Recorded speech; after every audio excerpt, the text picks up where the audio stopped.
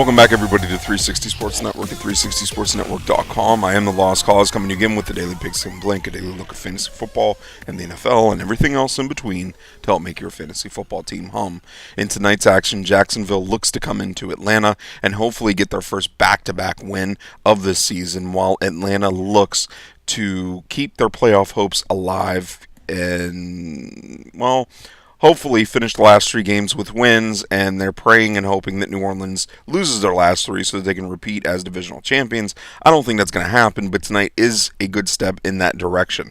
Atlanta has the fifth-ranked rushing defense as far as yardage against goes. They do allow for some passing, but, the other side of that coin is that Jacksonville really is a run-only kind of offense. Gabbert really isn't the strongest play as far as quarterback goes. Yes, he is coming off a 2-touchdown performance from last week, but I don't think that that's anything that's even going to be remotely close to what happens tonight.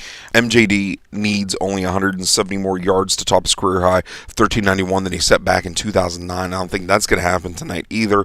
However, I do think that Jones-Drew is probably going to get about 80, possibly 90 yards, and he'll probably get one touchdown either on the ground or through the air. I think that Atlanta's really going to stifle Jacksonville at just about every turn. On the other side of the ball, Roddy White, wide receiver for Atlanta, is only 35 yards shy of his fifth straight 1,000-yard season. The last time that these two teams played, he did have 4 catches and 81 yards. That was 2007.